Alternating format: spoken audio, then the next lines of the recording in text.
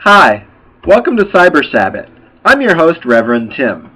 We'll discuss many topics throughout the course of this program. However, we will not debate politics or which religion is better or worse than another. CyberSabbat is intended to introduce philosophical and spiritual concepts that may be applied in everyday life. I will not lecture on what to believe or how to believe, but I will offer instruction and insight to a way of life through which you may find empowerment and happiness. Today I'd like to discuss tithing. The practice of tithing is a pre-biblical concept that began as a donation of a small fraction of your harvest and is referred to by several words among various world cultures. Whether you call it a donation, offering, or sacrifice, it is still the ancient practice of tithing. The literal translation of tithe is tenth and refers to a recommended volume of donation or offering. Leviticus 27:30 says, "A tithe of everything from the land, whether grain from the soil or fruit from the trees, belongs to the Lord. It is holy to the Lord." This passage clearly defines not only the amount of an offering, but also the form in which the donation should appear. According to Christians, God created everything in nature in order to sustain human life.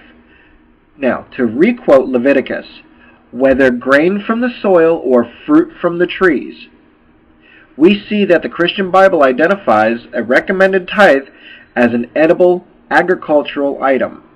These agricultural items are featured today in pagan, Wiccan, and Druid rituals as altar blessings and offerings to their gods. In contemporary American society, these offerings appear as cornerstones or icons of traditional family holiday meals. Now this is where people start to get confused with the Christian Bible and begin to argue that it contradicts itself. 1 Corinthians 16:2, "On the first day of every week, each one of you should set aside a sum of money in keeping with his income, saving it up so that when I come, no collections will have to be made." Now somewhere between the time of Leviticus and 1 Corinthians, between the Old Testament and the New Testament, the teaching changed from an offering of food to an offering of money. Presumably, this was an effort to quell the contention between people of varying levels of fortune. We see in the 2 Corinthians 9:7, "Each man should give what he has decided in his heart to give, not reluctantly or under compulsion, for God loves a cheerful giver."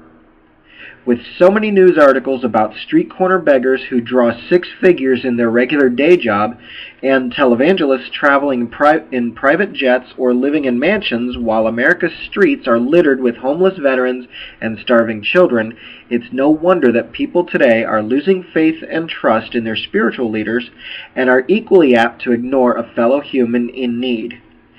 So here's my suggestion. Be outwardly selfish. Don't give money. Period. If someone is hungry, offer them food. If you see someone walking in extreme weather like rain, snow, or high heat, offer them a ride. The worst that can happen is they will turn you down. The best that can happen is that you will be their hero for a day, and whether they sing your praises to someone else or not is irrelevant. These are not new ideas. These are basic core values that my grandparents believed in. If you treat all human beings as decent human beings and not expect anything in return, you will become respected as a decent human being.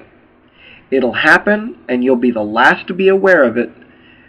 And when this change takes place in you, you'll notice eventually that by some miracle or magic, your everyday life will be more satisfying than you ever imagined possible.